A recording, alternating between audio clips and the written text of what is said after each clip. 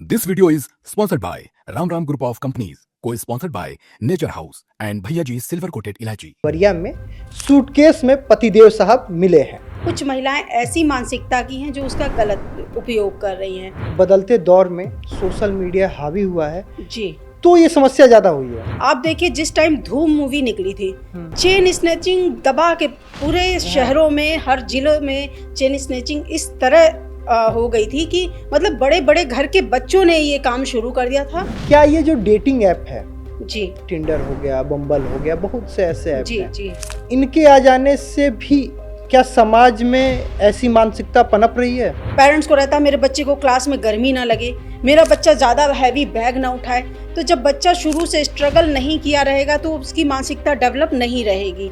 होने वाली सास थी, दामाद के साथ चली गई और कह रही है जीना इनके साथ, मरना इन्हीं के साथ। कभी ड्रम के द्वारा, कभी अटैची के द्वारा, मतलब इस तरह ये घटनाएं बढ़ रही हैं कि ये सच में बहुत सोचने वाली बात। मोबाइल में पासवर्ड फादर ने डाल रखा है, वाइफ पूछने की कोशिश भी कर रही है या हस्बैंड वाइफ से पूछने की कोशिश कर रहा है, दोनों एक दूसरे को नहीं बता रहे, यानी कि कुछ सीक्रेट्स हैं। 2024 में नेशनल लाइब्रेरी ऑफ मेडिसिन की रिपोर्ट है, उसमें ये बताया गया कि भारत में लगभग 54% पुरुषों पर घरेलू हिंसा हो रही है। हमारी सरकार जो है सुख, शांति, संपन्नता और समृद्धि चाहती है कि हर जगह बनी रहे, चाहे हमारा जिला हो या हमारा प्रदेश हो या हमारा देश हो।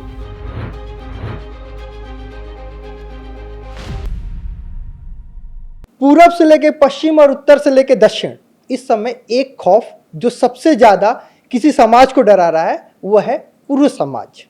आज सुबह मैंने अखबार देखा तो खबर देवरिया की थी। देवरिया में सूटकेस में पतिदेव साहब मिले हैं। कुछ दिन पहले मेरठ में मिले थे, तो मैंने सोचा क्यों ना देवरिया से किसी को बुलाया जाए और साथ ही साथ वो ऐसा शख्सियत हो जो महिलाओं को अच्छे तरीके से जानता समझता हो। तो हमने महिला आयोग के सदस्य रितु जी को बुलाया, जो महिला आयोग की सदस्य हैं और रोज करीब 1000 महिलाओं की काउंसलिंग करती हैं। आप काउंसलिंग करती हैं जी, महिला आयोग की सदस्य हैं, लेकिन डर इस समय पुरुष समाज में है। मेरठ, औरैया, बरेली, देवरिया, कोई ऐसी जगह नहीं है जहां पुरुष पीटा ना जा रहा हो। पीटना तो ठीक है, मारा ना जा रहा हो। तो ये क्यों हो रहा है? देखिए कुछ परिवर्तन दिख रहे हैं। महिलाओं में जो सोच है वो परिवर्तित हो रही है। पहले संकुचित सोच थी, अब महिलाओं को बहुत कुछ देखने को, सुनने को, समझने को मिल रहा है। तो उसमें कुछ मैं ये बताऊंगी कि कुछ महिलाएं ऐसी मानसिकता की हैं जो उसका गलत उपयोग कर रही हैं। अगर हमारी सरकार महिलाओं के हित के लिए उनको सशक्त बना रही है, मजबूत बना रही है, आर्थिक सुविधाएं दे रही है और उनको शिक्षा के माध्यम से उनको मजबूत बनाना चाह रही, लेकिन उनमें से कुछ ऐसी विक्षिप्त मानसिकता की महिलाएं हैं जो उसका गलत उपयोग कर रही हैं।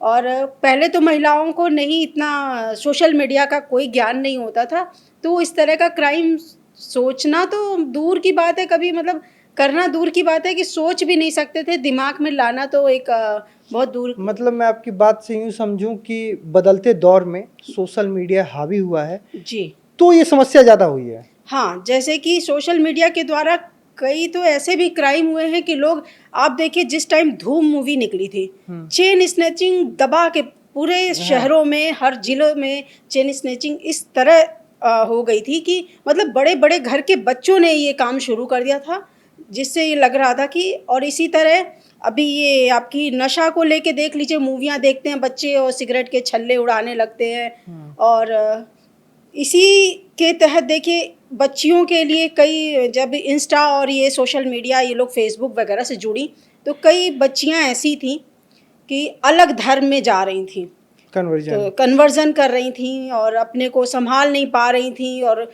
घर वालों से लड़ जाना, लड़ के लव जिहाद के उसमें फंस जाना। तो द केरल स्टोरी आई, उससे काफ़ी कुछ बच्चों ने सीखा। एक हद तक कहें कि उस पर थोड़ा सा मजबूती आई कि थोड़ा सा कम हुए वो आंकड़े जो लव जिहाद वाले मामले आ रहे थे। हम लोग के आगे भी लव जिहाद के कई मामले आए, तो उसमें देखा गया कि बच्चियां अब थोड़ा सा अलर्ट हो रही हैं कि ये सोशल मीडिया पे अगर कोई बात कर रहा है इस धर्म का है तो हमको उनसे थोड़ा दूर ही रहना है। अच्छा, ये आप चूँकि रोज़ हज़ार लोग से मिलती हैं, काउंसलिंग करती हैं, मैं आपको अलग-अलग आपके पोस्ट को देखता हूँ। कई लोग समस्या लेके आपके पास आते हैं। उन समस्याओं को जो सुलझ नहीं पाते हैं, वो ये खबर बन जाते हैं, क्योंकि जी। कई तो समस्या आप लोग पहले ही सुलझा देते हैं। उस चीज़ के लिए महिला आयोग को धन्यवाद देना चाहिए पुरुष समाज की तरफ से।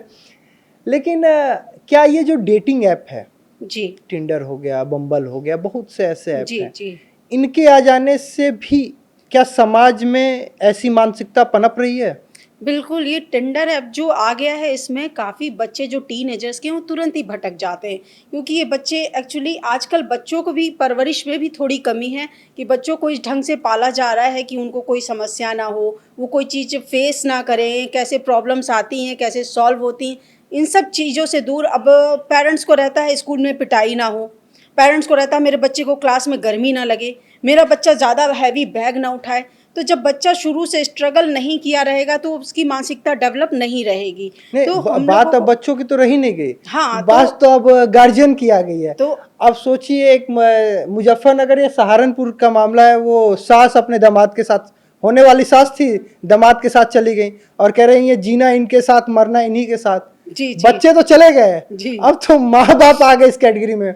कर्नाटक के एक पूरे डीजीपी साहब थे, जी जी रिटायरमेंट हो गए थे, उनकी बीवी ने उनका कत्ल कर दिया। जी जी इस तरह के कई केसेस मुझे मतलब अब हम लोग भी पढ़ के बहुत दंग रह जा रहे हैं कि कभी कॉफ़ी में, कभी सांप के द्वारा, कभी ड्रम के द्वारा, कभी अटैची के द्वारा, मतलब इस तरह ये घटनाएं बढ़ रही हैं कि ये सच में बहुत सोचने वाली बात है कि ऐसे कैसे लोगों की प्रवृत्ति बदल रही है सोचने की, समझने की। लोग अपनों के बीच ही अपनों को नहीं समझ पा रहे हैं। ये कई सारी दुखनीय घटनाएं भी हैं, लेकिन कुछ समझने वाली बातें ये हैं कि पहले तो फैमिली को एक साथ रहना सीखना चाहिए, एक दूसरे की बातों को समझना सीखना चाहिए। अगर घर में दोनों में डिस्ट्रैक्शन हो रहा है तो कारण क्या है, दूरियां आ रही हैं तो कारण क्या है, अगर उसकी पत्नी पति को टाइम नहीं दे रही है तो कारण क्या है, या पति घर में समय नहीं दे रहा है, या जो भी घर में कोई फंक्शन हो रहा है उसको अटेंड नहीं कर रहा है, कोई ओकेजनली सब साथ में नहीं रह रहे हैं, तो रीज़न क्या है। बस उन्हीं सब बातों को एक दूसरे को इग्नोर करते करते, और पहले के प्रथाओं में ये सब नहीं था, ये प्रचलन ही नहीं था कि घर में कोई ओकेजनली कुछ हो रहा है, फेस्टिवल वगैरह, तो सब एक जगह इकट्ठे होते थे, सब एक दूसरे से राय लेते थे। अब ये सब लोग अपने मन के हो रहे हैं। अच्छा, तो गार्जियनशिप ना होने की वजह से भी, एक दूसरे से भय खत्म होने का भी यही रीज़न है कि एक दूसरे का डर नहीं रह जा रहा, लोग कानून के नियम यानी आपकी बात को अगर यूँ समझा जाए कि जो जॉइंट फैमिली पहले होती थी, अब उसको जो ये न्यूक्लियर फैमिली बनाया जा रहा है बना दी गई कि है। आप रह रहे हैं अलग एक जी। कमरे के रूम में, यहाँ से समस्या ज़्यादा हो रही है। जी जी बिल्कुल, जैसे कि बच्चा मोबाइल लेके अलग रूम में है, या मदर ही मोबाइल लेके अलग रूम में है, बच्चा क्या कर रहा है मदर को नहीं पता, फादर मोबाइल में पासवर्ड फादर ने डाल रखा है, वाइफ पूछने की कोशिश भी कर रही है, या हस्बैंड वाइफ से पूछने की कोशिश कर रहा है, दोनों एक दूसरे को नहीं बता रहे, यानी कि कुछ सीक्रेट्स हैं तभी नहीं शेयर हो रहे हैं कि आपस में मतलब एक साथ रह रहे हैं और एक दूसरे के मोबाइल के पासवर्ड नहीं पता, यानी कि कुछ अंदर गड़बड़ चल रहा है। यही से अंदेशा लेना शुरू हो जाता है कि यानी कुछ है, और यही चीज़ें बाद में जा कर के फिर एक दूसरे को अलग कर देती हैं। कुछ महिलाएं ऐसी होती हैं कि कुछ बिखर जाती हैं, कुछ निखर जाती हैं, तो उसमें कुछ महिलाएं उसी जगह खुद को मजबूत बना लेती हैं कि अगर ये ऐसा है, बिगड़ गए हैं, तो मुझे अपने को मजबूत बनाना है, अपने बच्चों के लिए बनना है और घर को बनाना है। अब उसी में कई महिलाएं ऐसी हो जाती हैं कि बस मरो या मारो।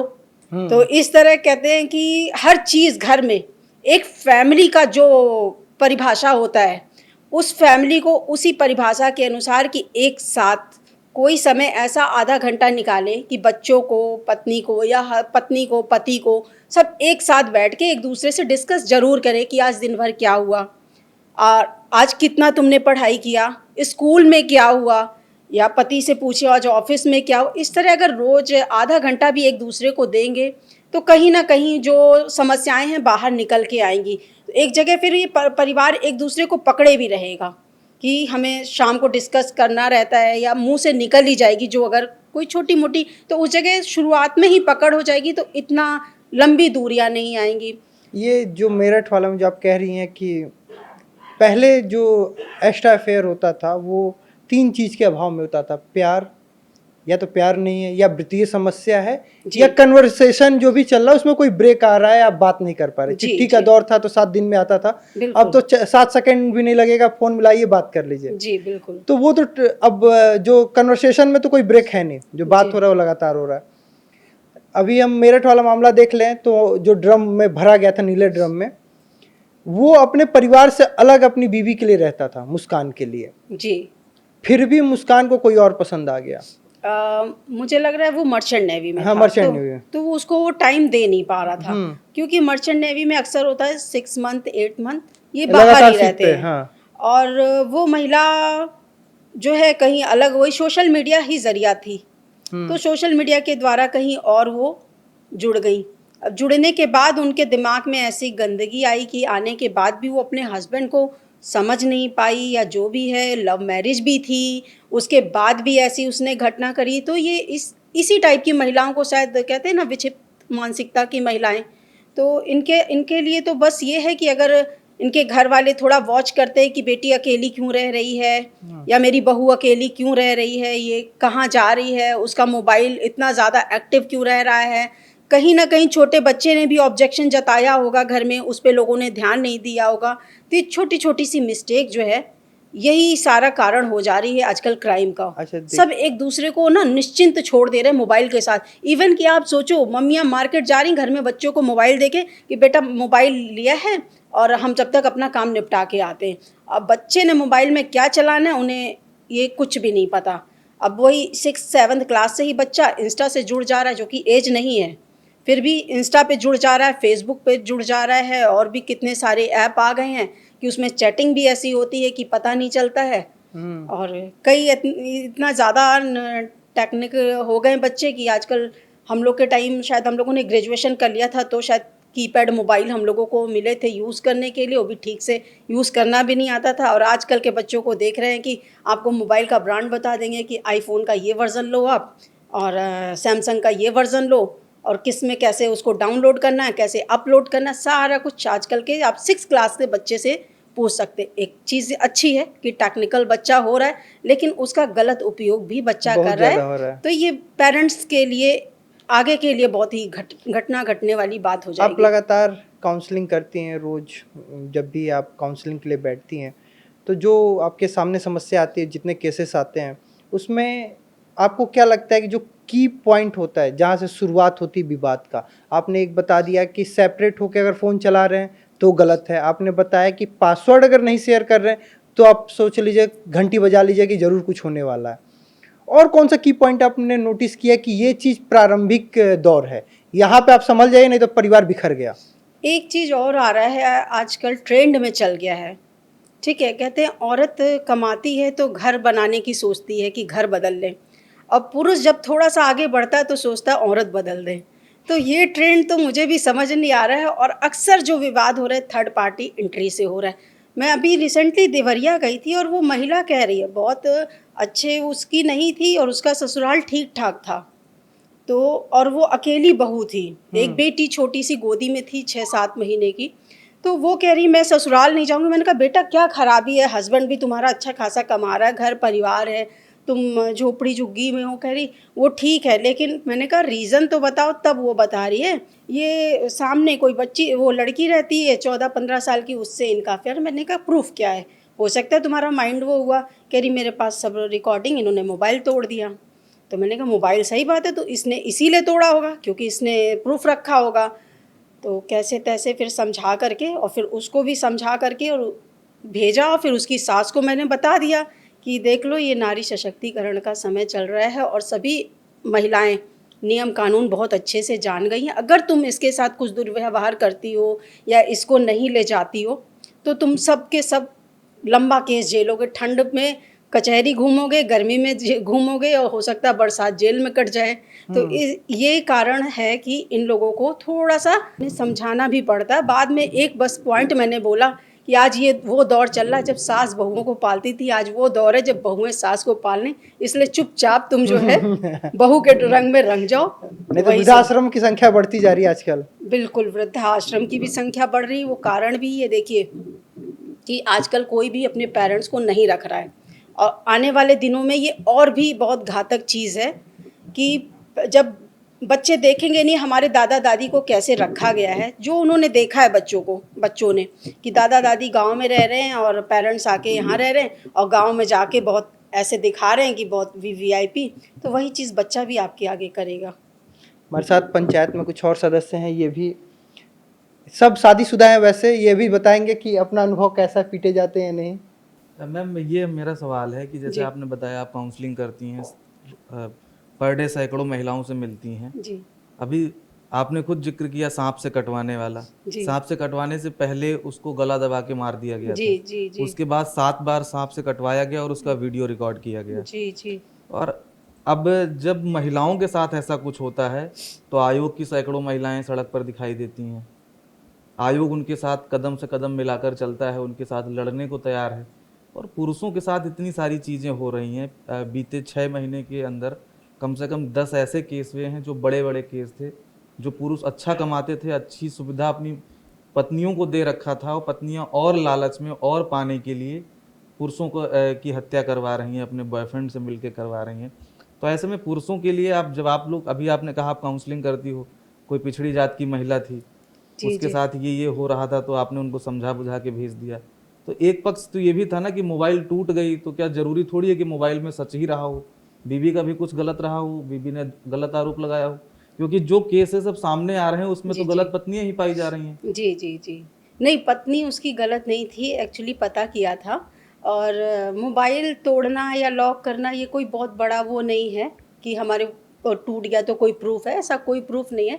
लेकिन जो आसपास के लोग आते हैं ना, उनसे भी बातचीत करके पता चल जाता है। और जब वो महिला ये कह रही है कि मतलब मैं जाने को तब रेडी हूँ जब ये सामने वाली से बातचीत ना करे, ठीक, और वो फिर भी कह रहा नहीं मेरा उससे कोई वो नहीं है, इस तरह से, तो फिर लगता है ना कि हाँ ज़रूर कोई है, तभी ये अपना पक्ष या ये बात बोल देता कि हाँ मैं नहीं मतलब रखूँगा, अगर है भी तो नहीं मतलब, तो टालम टोल कर रहा था। इनका एक सवाल और था, इनका और कहना है कि दूसरा, महिला आयोग के महिलाओं के लिए तो महिला आयोग है, नहीं, पुरुषों के लिए महिलाओं के लिए जो आप कह रहे हैं कि महिला आयोग है, लेकिन मैं बता दूं ये जो 2024 के सितंबर से ये हम लोग की जो टीम गठित की गई है, इस बार हम लोग निष्पक्ष जांचें कर रहे हैं और उसमें अगर महिला दोषी है हम लोग बात करके समझ जाते हैं और उस महिला को डांट के भगाते हैं वहाँ से।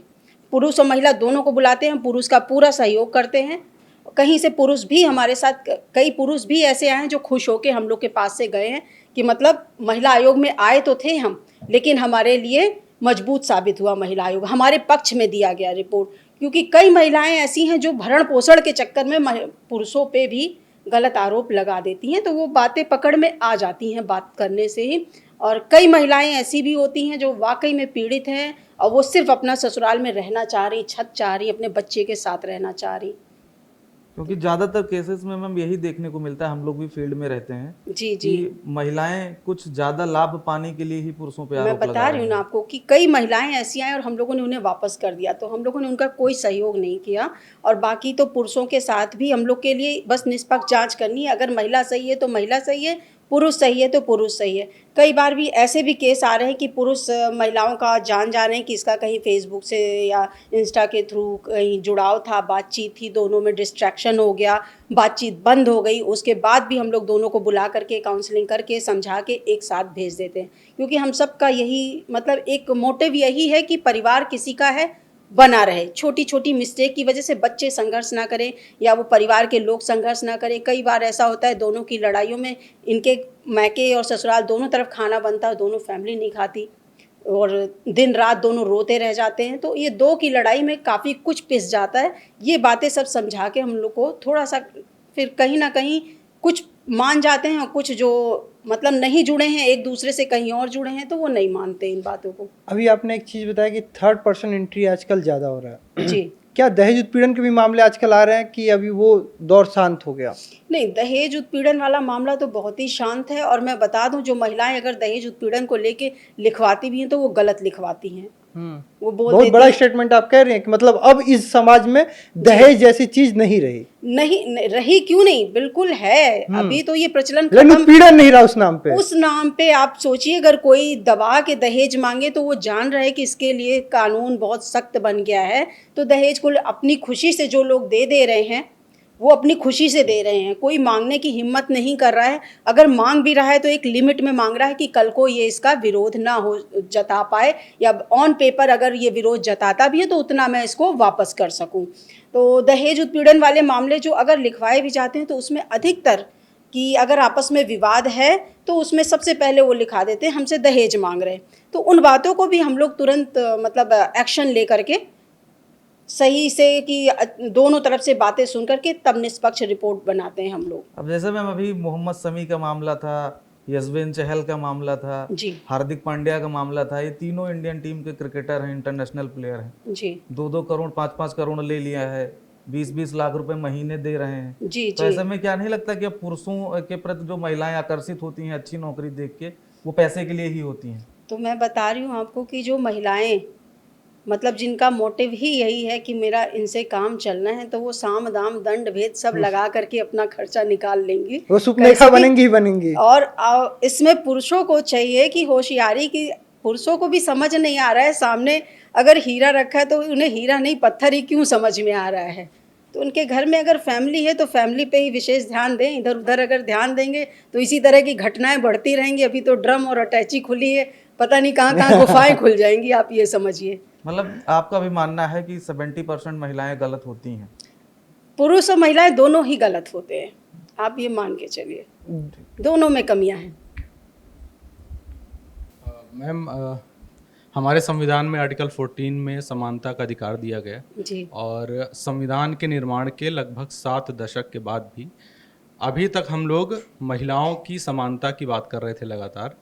और आज अगर हम इस मुद्दे पर चर्चा कर रहे हैं तो हो सकता है कि अभी के लिए ये एक नया मुद्दा हो कि हम पुरुषों पर घरेलू हिंसा के जो मामले आ रहे हैं उस पर चर्चा कर रहे हों, लेकिन अगर आंकड़ों पे नज़र डालें तो हमें लगता है कि एक वैश्विक मुद्दा धीरे धीरे आने वाले समय बन जाएगा। जी एक 2024 में नेशनल लाइब्रेरी ऑफ मेडिसिन की रिपोर्ट है, उसमें ये बताया गया कि भारत में लगभग 54% पुरुषों पर घरेलू हिंसा हो रही है।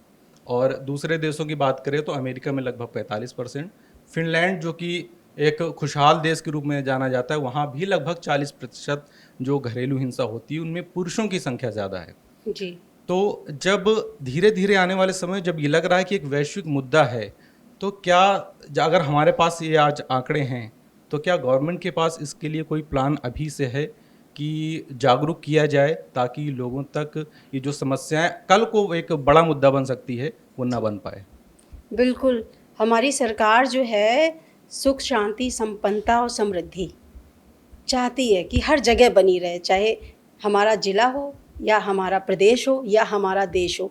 तो हमारी जो सरकार है उसका बस एक यही मोटिव है, सुख शांति संपन्नता और समृद्धि, और जिससे वसुधैव कुटुंबकम कह लें पूरे विश्व के लिए।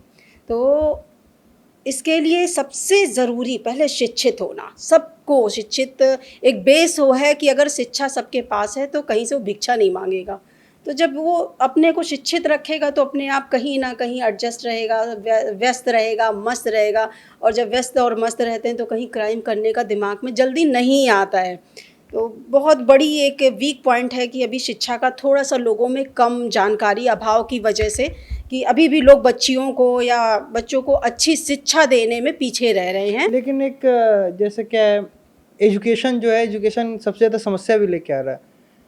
आप देखिए, जैसे मैं आप ही के गृह जनपद से आता हूँ, देवरिया से, वहाँ तलाक नाम का शब्द बहुत जल्दी नहीं था, बहुत ज़्यादा एडजस्ट होता था और काउंसलिंग के लिए आयोग नहीं जाता था।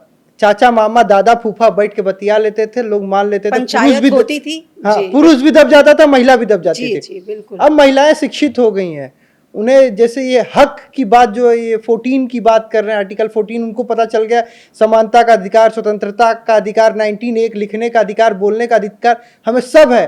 तो अधिकार नाम का जो वर्ड आ जाता है ना, उसके बाद आता है कि हम आपको आयोग में देख लेंगे, हम आपको कोर्ट में देख लेंगे। ये सारा मोबाइल का ही कमाल है, क्योंकि उन्हें पता है कि हम इस पर डालेंगे हम महिलाओं के क्या क्या अधिकार हैं।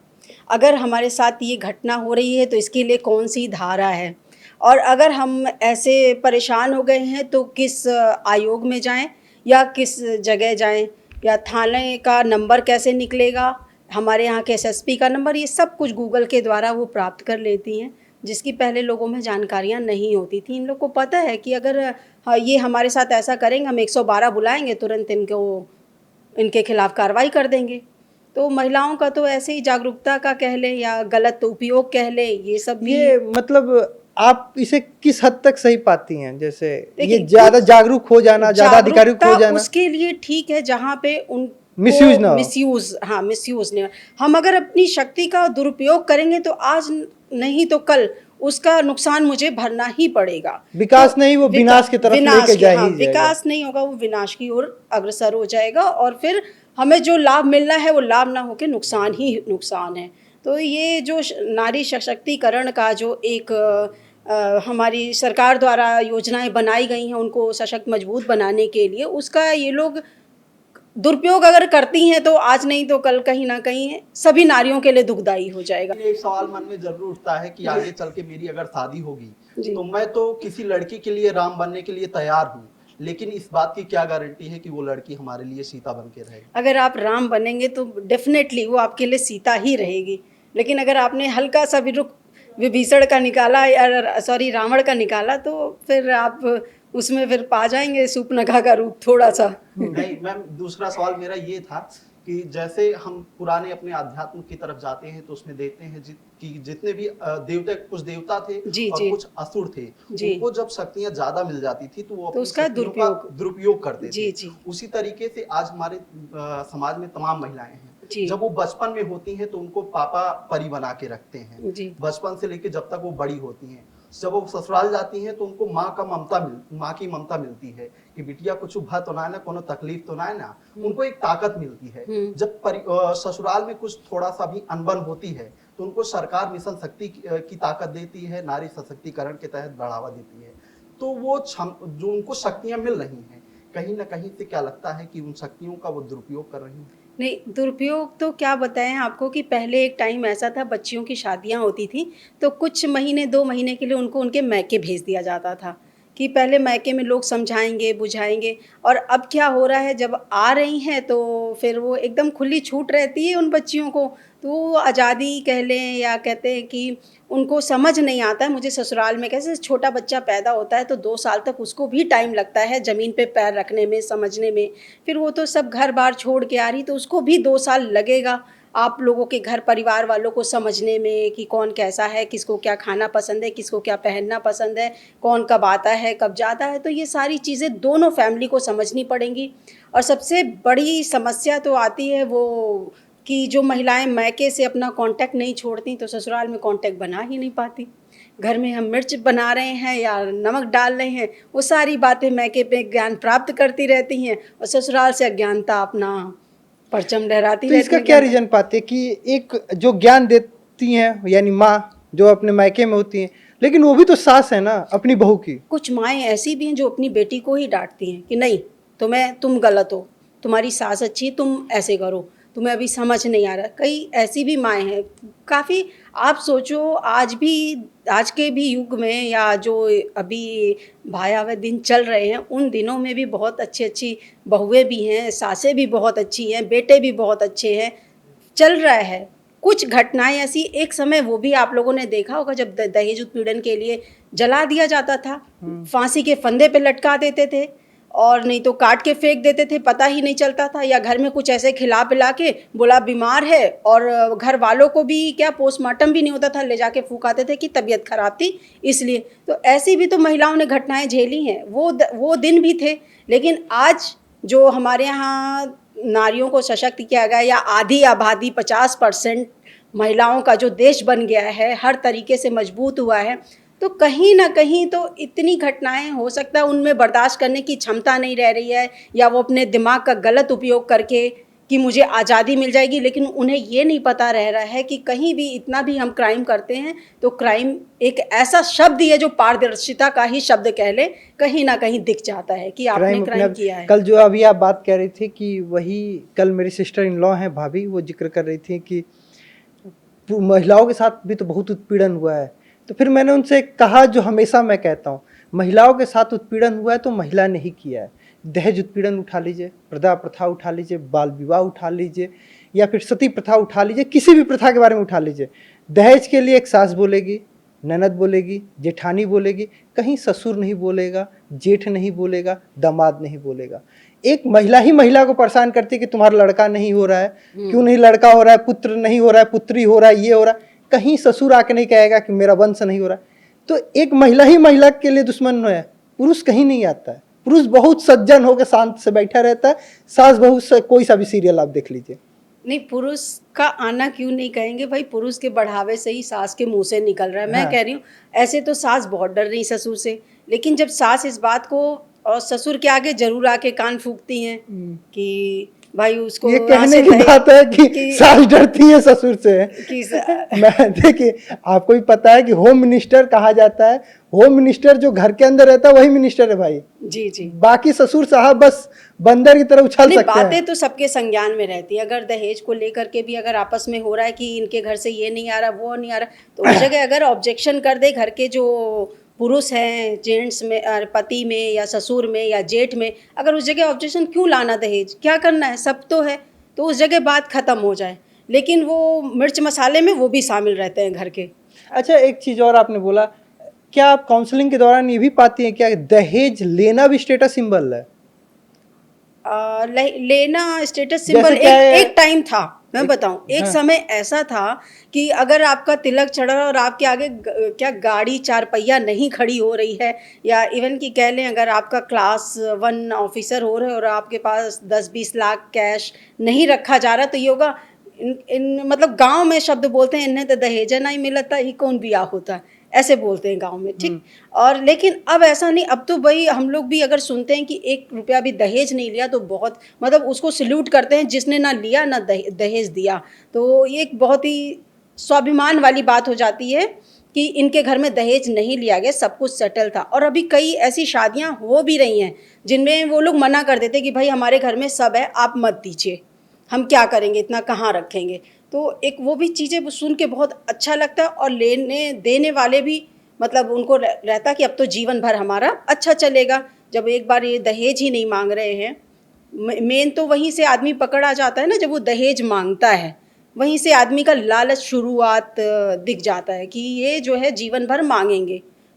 तो ये एक और जो सवाल मेरे जहन में आ रहा था, लेकिन आप लोग मैम अभी आपने कहा कि शादी के बाद लड़कियां जो होती थी उनको सिखाया जाता था कि वो अपने ससुराल में किस तरीके से रहें, साल हो या 2 साल हो।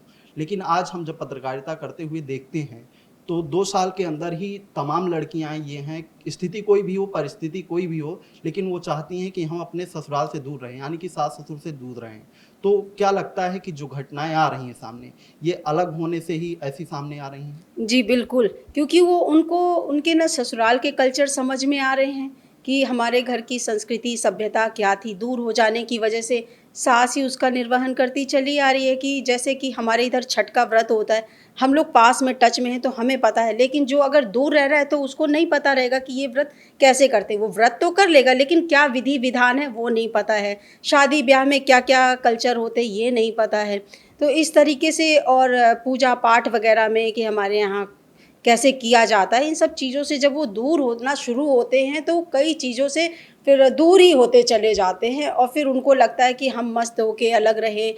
ये फैशन सा चल गया है लोगों में कि अगर 4 पैसा कमा रहे हैं तो बीवी बच्चों को लेके सेपरेट अलग हो जा रहे हैं। लेकिन वो ये नहीं समझ रहे कि माँ बाप है, अगर हम आज उनसे दूर हो रहे हैं तो कल को मेरे बच्चे जब मुझे देखेंगे तो मेरे साथ भी ऐसा ही होना, और हो भी रहा है। 1 से 1 लखपति करोड़पतियों को देख रहे हैं, उनके बच्चे फ़ौरन चले जा रहे हैं, यहाँ पे बूढ़े माँ बाप पड़े हैं, ठीक है। फिर बाद में ये होता है अब तो ख़त्म हो गए, ये घर बेच दो, वो वहाँ सेटल हैं। तो ये वही ना कहते हैं कि पृथ्वी गोल है, घूम के सब जाओ, आज हम बोएंगे वही घूम के आके फिर वही काटेंगे। तो आज हम जैसा माँ बाप के साथ करेंगे, परिवार के साथ करेंगे, वही हमारे साथ होगा। मैम आपने कहा था कि महिलाएं शिक्षित हो रही हैं, तो क्या मतलब जिस तरीके से शिक्षित हो रही हैं तो टेक्निकल भी हो रही हैं, तमाम बिल्कुल। तरीके नायाब तरीके सीख रही हैं, तो क्या उस शिक्षित होने के साथ साथ जो उनके माँ बाप हैं उनमें शिक्षा तो बहुत बेहतर उनको दे रहे हैं, दिलवा रहे हैं, भेज रहे हैं पढ़ने के लिए, लेकिन संस्कार देने में सक्षम नहीं है बिल्कुल क्या वो लोग? बिल्कुल, संस्कार और संस्कृति के नाम पे तो देख रहे हैं हम सभी कि बच्चे मंदिर ना जा कर के मॉल जा रहे, पेरेंट्स भी बच्चों को, छोटे छोटे बच्चे हो रहे हैं, ले जाके मॉल में वो झूले और गेम जोन वगैरह में ले जा रहे हैं, मंदिर नहीं ले जा रहे हैं, ना घर में कभी कि ये हमारी जो किताबें, धार्मिक किताबें, पुस्तकें होती हैं उनसे कभी रूबरू करा रहे हैं, या घर में अगर पूजा पाठ आप लोग करा रहे हैं, छोटी मोटी कथा भागवत कुछ भी, तो उसमें बच्चे बैठना ही नहीं चाह रहे हैं। तो इसके लिए तो, और मंदिरों में, एक मंदिर पहले हर गांव में होता था, रात को देखिए ढेर सारे लोग इकट्ठा हो करके वहाँ पे आरती करते थे, घंटे बजाते थे। और आज का कल्चर आप देख रहे हैं कि हर गली में मंदिर है, लेकिन वहाँ एक कोई घंटा बजाने वाला नहीं, एक अकेला पंडित वही थाली ऐसे आरती की मशीन से। घुमा रहा है। अब मशीन लगा दी गई है, जब मनुष्य नहीं जा रहे हैं तो मशीन ही काम करेंगी, और वही आरती घुमा रहा है, वही घंटा हाथ से बजा रहा है। तो ये सब चीज़ें हैं थोड़ी सी कि हम लोगों को जागरूकता लानी पड़ेगी, अपना हिंदुत्व जगाना पड़ेगा, बच्चों को मंदिर और अपने धर्म की तरफ दिखाना पड़ेगा।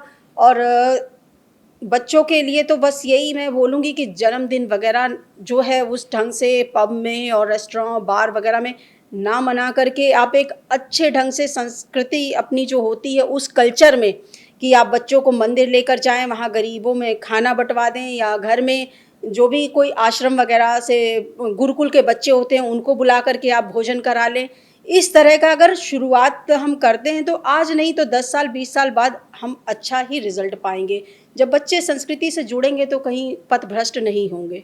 सर, जब आप मैम काउंसलिंग करती हैं तो क्या आपको भी ऐसा महसूस होता है कि आज की महिलाओं में अब पेशेंस नाम की चीज़ नहीं रही? बिल्कुल, हम लोग मतलब देखते हैं उस जगह अपने को रख के कि कितना कुछ हम लोग मतलब बैलेंस करके चलते हैं, घर में, परिवार में, गांव में, हर जगह, समाज में। लेकिन आजकल की महिलाओं को मतलब ऐसा दौर आ गया है कि लड़ाई इस बात तक हो जा रही है, दोनों कमा रहे हैं, बहुत अच्छा पैकेज है दोनों का, और लड़ाई इस बात पे हो जा रही है कि मूवी नहीं ले जा रहे हैं, शॉपिंग नहीं करा रहे हैं। मतलब अब वो पुरुष क्या उसके ऊपर एलिगेंस लगा रहे हैं कि कह रहे हैं कि ये महंगी वाली नेल पॉलिश खरीदती है, महंगी वाली लिपस्टिक खरीदती है। मैं कह रही हूँ भाई क्यों, जब वो अपना कमा रही है आप उसको खरीदने दो, आप क्यों टोका टाकी कर रहे हो? मतलब इतना कोशिश होने के बाद भी वो मानने को तैयार नहीं होते हैं वो लोग, कि वो लोग दोनों ही गलत हैं अपनी जगह और दोनों ही सही है। उन दोनों के बीच में बच्चे पिस जाते हैं। मतलब ऐसा माना जाए कि क्षणिक सुख पाने के लिए जी, अब दाम्पत्य जीवन में जो है वो स्थिरता बची बिल्कुल नहीं बिल्कुल है, ऐसा भी इसीलिए हो रहा अलगाव है। की स्थिति बनती जी है। बिल्कुल ऐसा, और ये अधिकतर देखा है कोरोना काल के बाद से ये स्थितियां बहुत ही ज़्यादा उभर के आई हैं कि लोगों में मतलब अपने को लेकर के कि मुझे आज़ादी चाहिए और कोई रोक टोक ना हो, कोई मुझे कुछ बोले ना, खाने को, पहनने को, पहनावे को लेके, ये सब चीज़ें। और देखिए बच्चों में भी ना कोरोना काल के बाद से पेट्स पालने की बहुत ज़्यादा इच्छा जागरूक हो गई। हर बच्चे से देखो आप, हर बच्चा चाहता है कि घर में एक पेट हो मेरे पास। क्यों? क्योंकि माँ बाप से डिस्ट्रैक्ट हो रहा है, उसको प्यार चाहिए, अटेंशन चाहिए, जो आजकल माँ बाप नहीं दे रहे हैं बच्चों को। अच्छा, आप कैसे मैनेज करती हैं? मैं तो देखता हूँ आप देवरिया से लेकर लखनऊ तक की रहती हैं। जी जब भी मैं अधिकतर आपके स्टेटस या फिर वो पाता हूँ तो आप सुबह काउंसलिंग कर रही होती हैं, उसमें परिवार भी संभालना, और ये कैसे मैनेज आप करती हैं? इसमें देखिए एक महिला तभी आगे बढ़ सकती है जब उसका पति उसके साथ साथ सहयोग करे। पुरुष मतलब अगर सहयोग कर रहा है तो हम लोगों में हिम्मत तो वैसे ही पहाड़ से भी ऊपर होती है। महिलाओं में शक्ति इतनी होती है कि बस एक थोड़ा सा बस सपोर्ट चाहिए होता है। पुश तो चाहिए होता है। हाँ, कि पुरुष हो या कोई भी एक मोटिवेट करने के लिए, तो इसमें सबसे बड़ा रोल हमारे पति का है। तो वो हमेशा मोटिवेट करते रहते हैं, नहीं तुम कर सकती हो। तो वो इतना सा शब्द मेरे लिए ऐसा होता है, फिर लगता है कि क्या करना है, चलो सुबह ये कर लेते हैं, शाम को देवरिया का निपटा लेंगे। अच्छा, चैलेंज होता है क्या? घर के पुरुष तो एक्सेप्ट कर लेते हैं, एक और एक चैलेंज होता है कि किसी महिला के पास पावर होना पुरुष को ही पसंद नहीं आता है। अगर आप किसी हाँ, ये सिपाही भी को बातें या फिर मैंने कुछ कई बार दूसरी महिलाओं में देखी है। हम्म। जैसे एक प्राइमरी स्कूल की महिला ही आई थी और उनके हस्बैंड कुछ 4 क्लास एम्प्लॉय थे, वो प्राइमरी में टीचर थी। तो उनके हस्बैंड को ये बात पसंद नहीं थी कि ये ऐसा क्यों, तो उन्होंने उसके ऊपर ऑब्जेक्शन लगाया था। फिर बुला के दोनों की काउंसलिंग करी तो समझ में आया। तो वो अपने बता रहे थे उनके हस्बैंड भी कि ये सैलरी को लेके मुझे ऐसा ऐसा बोलते हैं। तो फिर बाद में समझाया गया, भाई आप कमाओ या ये कमाएं, बात तो एक ही है, आना घर में ही है, लगना घर में ही। आप भी एक सुई लाएंगे तो भी ये दोनों आप दोनों ही यूज़ करोगे। तो इस तरह करके उनको भी समझाया बुझाया। तो लगता है कि कहीं ना कहीं पे पुरुष के लिए एक चैलेंजिंग हो जाता है कि अगर ये मेरे से आगे बढ़ गई तो फिर मेरा क्या होगा, शायद ऐसा होता अब होगा। आखिरी सवाल की तरफ चलते हैं। जी ड्रम से लेके सूटकेस तक, जी। महिला आयोग पुरुषों के लिए क्या करने वाली है?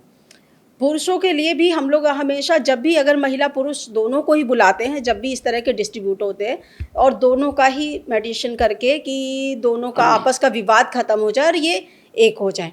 और अगर देखते हैं महिला कहीं गलत दुर्व्यवहार कर रही है उसके साथ, तो हम लोग उसके पक्ष में लिखते ही नहीं हैं, पूरा वहाँ के पुरुष के बारे में ही उसी की मदद करके लिख देते हैं कि ये सही है, ये गलत है।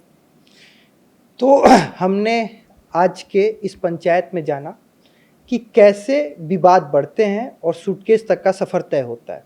शुरुआती पॉइंट को भी जाना कि इस पॉइंट को अगर हम नोटिस कर लेते हैं सही समय पे, तो ऐसी घटनाएं होने से बच सकती है, जैसे फ़ोन की प्राइवेसी हो गया या न्यूक्लियर फैमिली हो गया।